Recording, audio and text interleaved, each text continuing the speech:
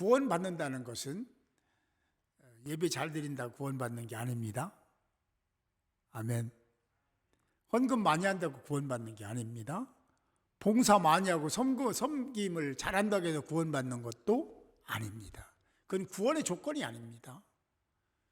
그것은 구원받은 자가 그렇게 살아야 되는 거지 구원의 조건은. 구원은 예수 그리스도가 우리를 위해서 모든 사람의 죄를 대속하기 위해 십자가에 달리시기 위해서 대신 희생양이 되게 이 땅에 오셨고 그렇게 죽으시고 죄로 인해 생긴 사망을 깨뜨리시고 사망 권세를 이기고 다시 부활하신 사건을 믿음이 구원입니다. 근데 그 구원, 앞에서 말씀드렸어요. 그 구원은 그걸 믿으면 구원인데 그 믿는다고 다 이 머리로 다 믿을 수 있거든요.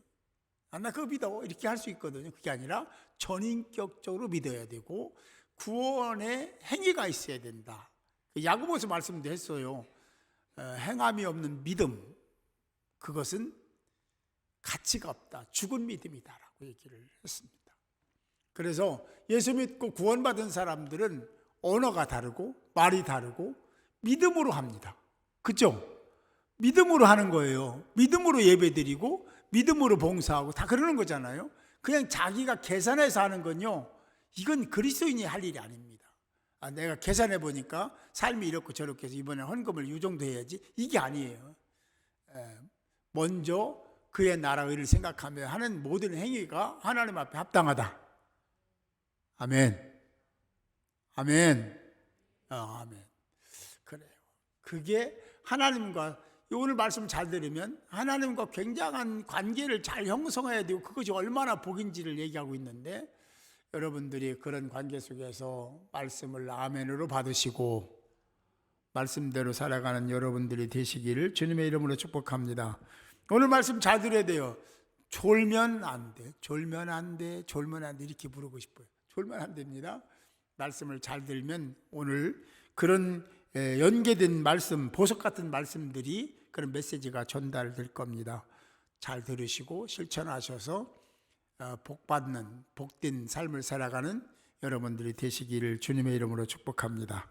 자, 그러면 오늘 본문 1절을 보면 어떻게 말씀하시는지 보면, 그러므로 우리가 믿음으로 의롭다 하심을 얻었은즉. 믿음으로는 뭐예요? 아까 얘기한 그 십자가의 죽음과 부활의 사건을 얘기하는 거지. 믿음으로 의롭다, 구원받았다 이거죠. 영생을 얻었다, 중생했다, 그런 의미 똑같은 얘기입니다. 신생했다는 말도 그렇고 똑같은 말인데, 의롭다 하심을 얻었은즉 우리 주 예수 그리스도로 말미암아, 그 다 예수로 인해서 경성된 거잖아요. 하나님, 그래서 그 죄의 문제를 해결받았기 때문에 예수 그리스도로 인하여 하나님과 더불어 화평할 수 있는 자가 됐다라는 말씀을 하죠. 그래서 우리 주 예수 그리스도로 말미암아 하나님으로 더불어 화평을 누리자. 그 문제를 관통하지 않으면, 그 문제를 해결하지 못하면 하나님과 더불어 화평할 수가 없습니다. 구원받은 자만 하나님과 더불어 화평할 수가 있는 거예요. 그러니까 구원의 문제를 해결하지 못한 자신이 없고 확신이 없는 사람은 반드시 저한테 와도 좋고 목회자한테 가서 구원의 상담을 부끄러워할 게 전혀 없습니다. 상담을 받을 수 있기를 바랍니다. 근데 솔직히 목회자도 10년 목회하고 구원받은 사람도 있습니다. 그러니까 그 부끄러워할 게 아니에요. 꼭 확인해야 되고, 내가 내 행위를 보면, 내가 무엇을 우선하는지를 보면 이게 알 수 있어요. 내가 구원받았는지 구원받지 못했는지. 꼭 그런 건 아니지만 대부분 그럴 겁니다. 그래요? 우리가 믿음으로 의롭다 하심을 얻었다는 것은 이미 말씀드렸지만 구원을 받았다 하는 것과 똑같은 말이다. 구원을 얻었다, 의롭다 하심을 얻었다는 것은 이 완료형입니다. 이미 그렇게 된 거다. 그거는 이례적인 사건이라고 제가 말씀드렸잖아요. 구원은요, 계속 그래서 막 회개하고 구원받고 이런 게 아니라 딱 한 번입니다. 회개하고 예수 그리스도의 그 십자가의 사건을 믿고 부활해서 하나님이 구원을 완성시킨 것을 믿으면 언제나 구원받습니다. 100%입니다. 근데 그걸 어떻게 증명하느냐는 아까 말씀드린 대로 그런 것들을 내 삶을 언어 행위를 살펴보면 알 수 있는 거죠.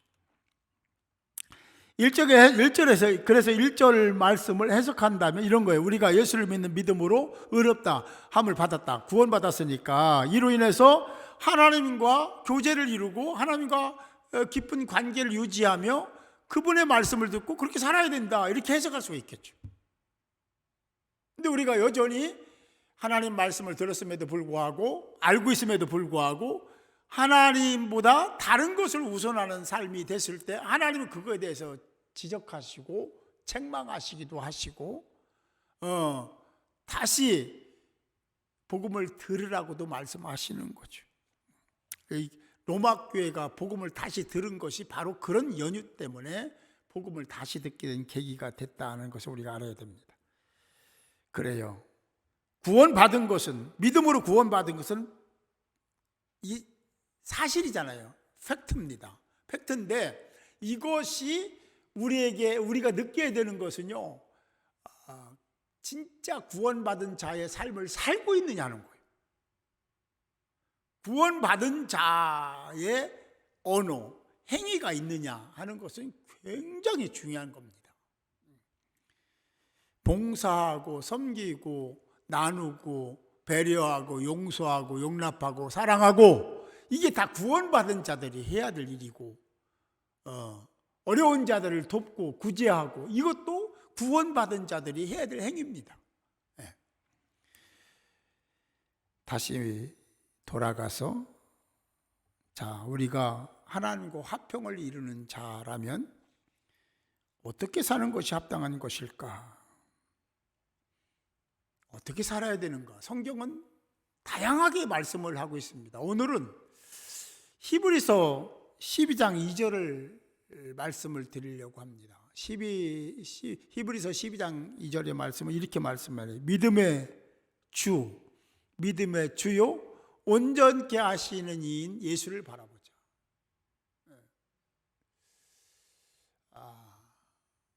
요 한 부분이지만 이걸 우리 기억해야 돼요. 예수를 바라보자.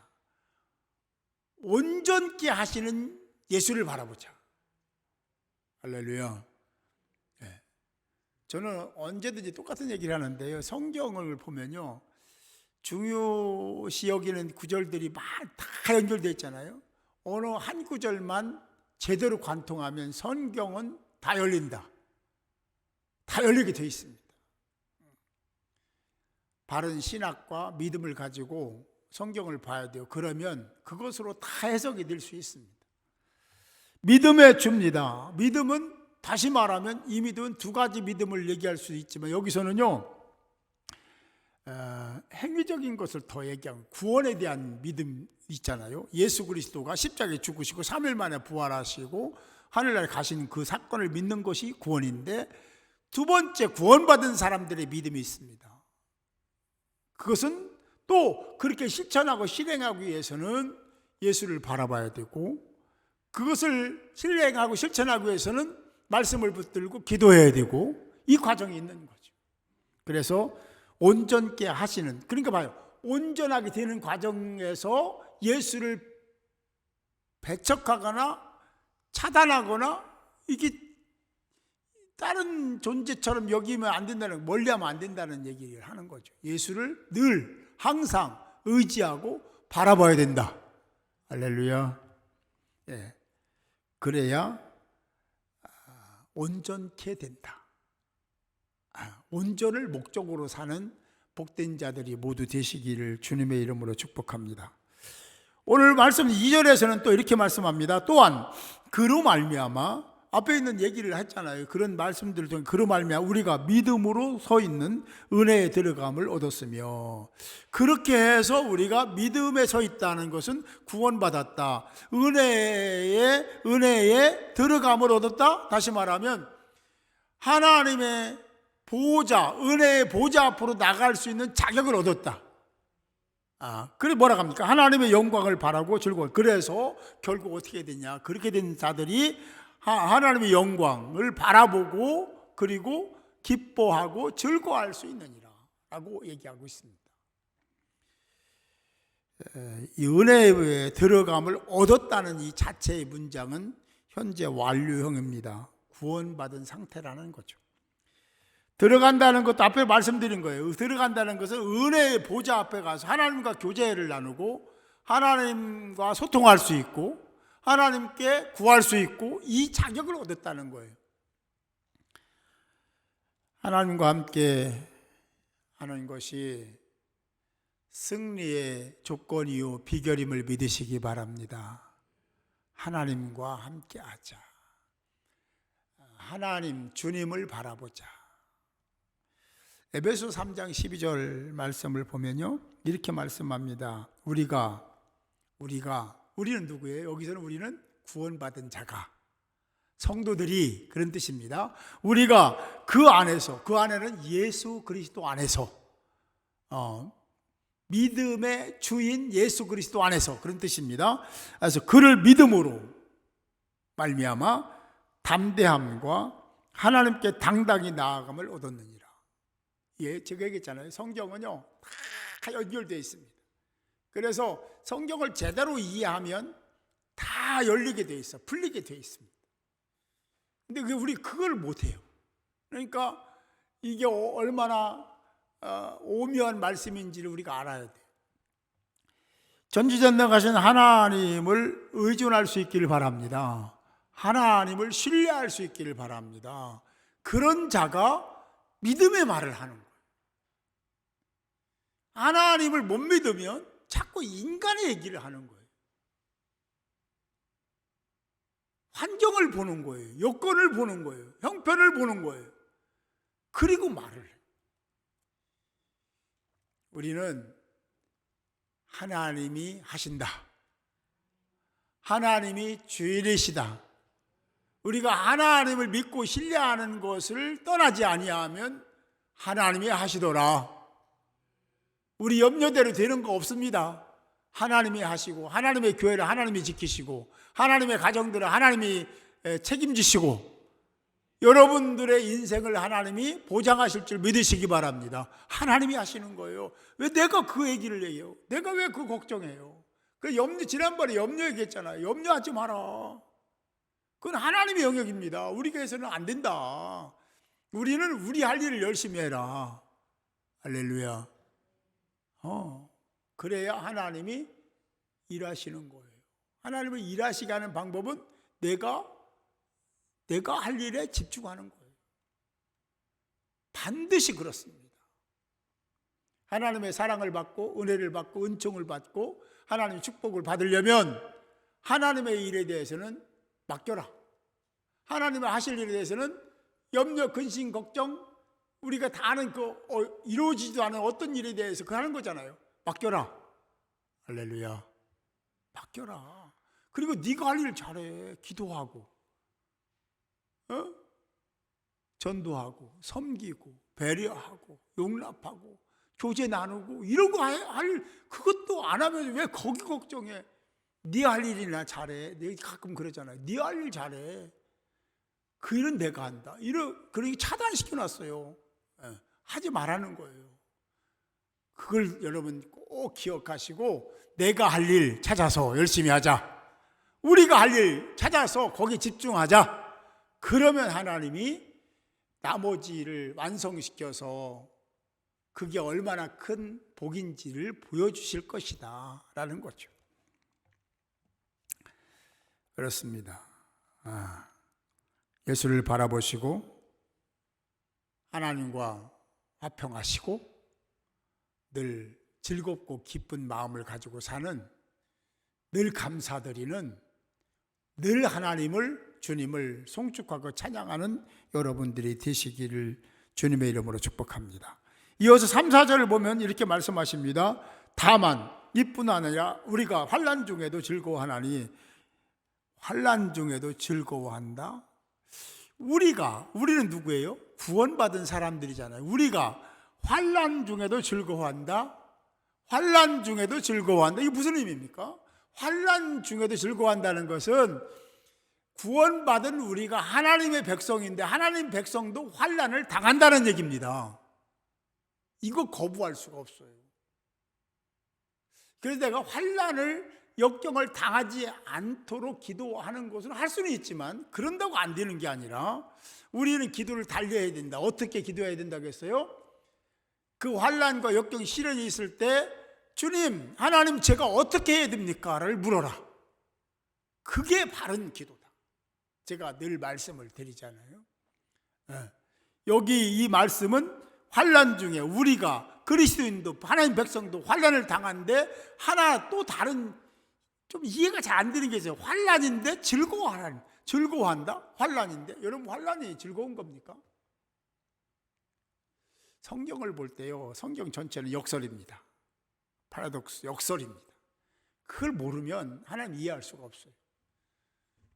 우리가 생각하는 대로 되지 않습니다. 하나님이 계획하신 대로 됩니다. 하나님을 의지해야 돼요. 하나님을 신뢰해야 되는 거죠.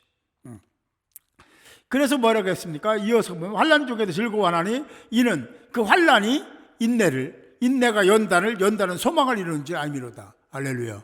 이거를 모르면 즐거워할 수가 없어요. 기뻐할 수 없죠. 근데 하나님 그게 과정이고 그걸 지난 다음에 하나님의 계획과 섭리가 있다는 것을 알면 견딜 수 있고 참을 수 있고 잘 이겨낼 수 있겠죠. 그런 걸 얘기하는 거예요. 그래서 그 환난이 결국 우리에게 도움이 되고 유익이 된다. 그래서 기뻐하고 즐거워할 수 있다는 얘기를 하고 계신 거죠.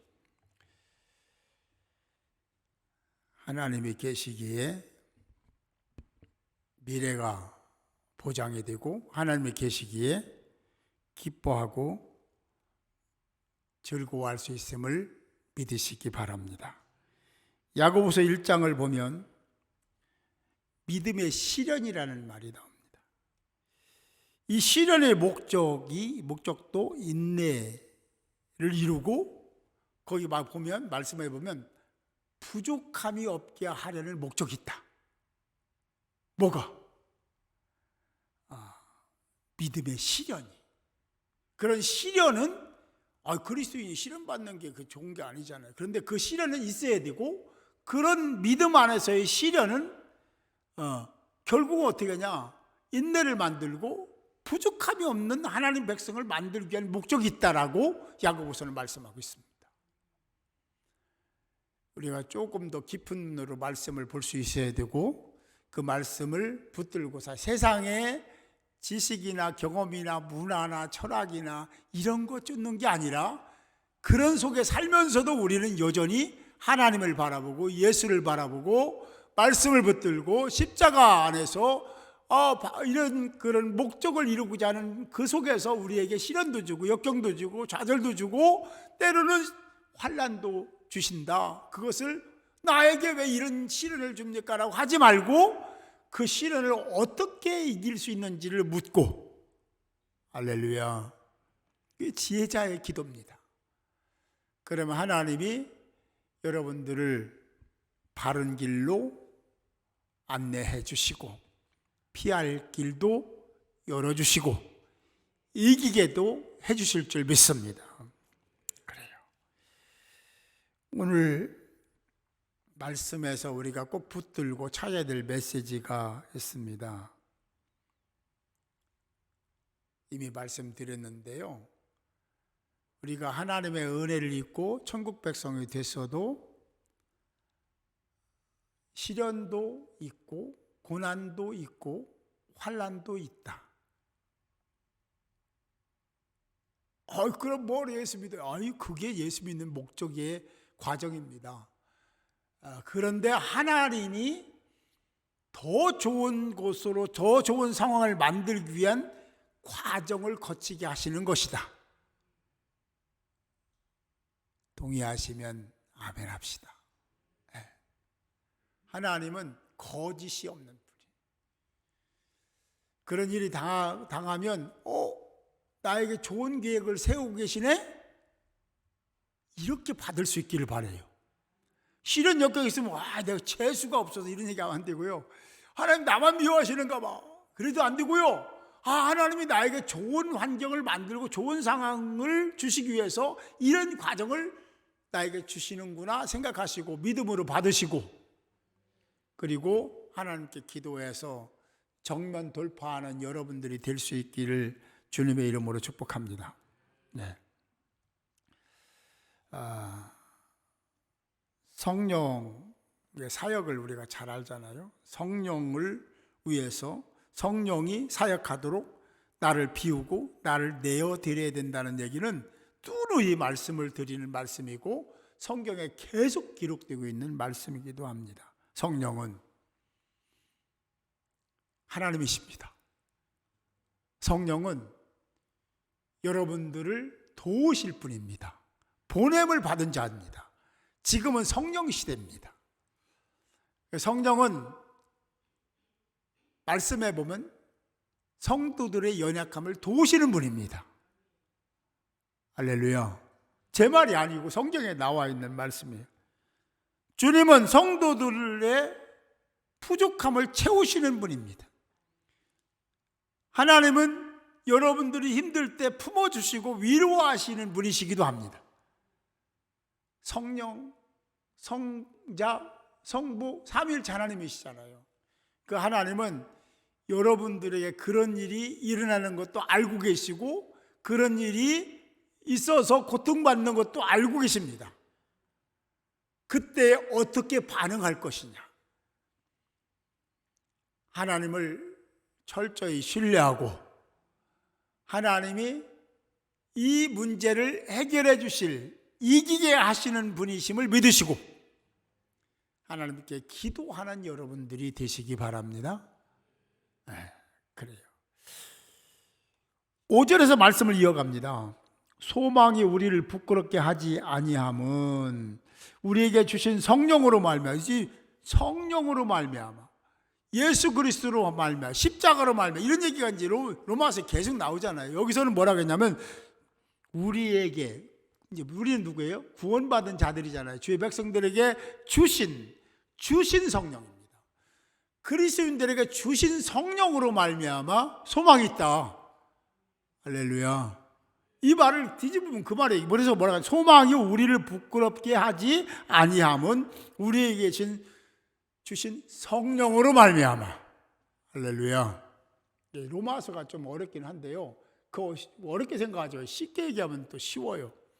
그 성령으로 말미암아 하나님의 사랑이 우리 마음에 부음받은 것이다. 성령으로 말미암아 소망을 우리에게 부어놓으셨어요. 하나님의 사랑이 충만하게 됐어요. 이것이 복인 줄 믿으시기 바랍니다. 하나님은 나를 사랑하신다. 시작. 다른 말로 얘기하면 하나님은 우리 모두를 사랑하신다. 시작. 그렇습니다. 하나님 여러분 사랑하십니다. 제가 여러분 사랑하는 것보다 1000만 배 계산할 수 없을 정도 사랑하십니다. 그 하나님의 사랑을 간과하거나 무시하거나 하나님을 멀리하거나 떠나지 않기를 바랍니다. 하나님을 가까이 하려고 애를 써야 돼요. 더불어 화평케 하시는 하나님과 화평해야 됩니다. 하나님과 교제를 나눠야 돼요. 소통해야 됩니다.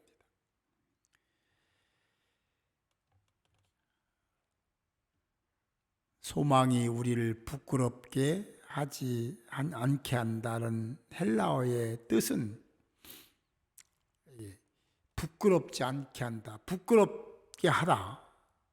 이거는 부끄럽게 하다라는 헬라어의 의미는 망신시키다, 수치를 당하게 하다, 그런 뜻이거든요. 모멸감을 느끼게 하다, 뭐 이런 의미인데, 부끄럽지 않게 한다는 그 의미는 뭐겠어요? 그러면 수치를 당하지 않게 하신다.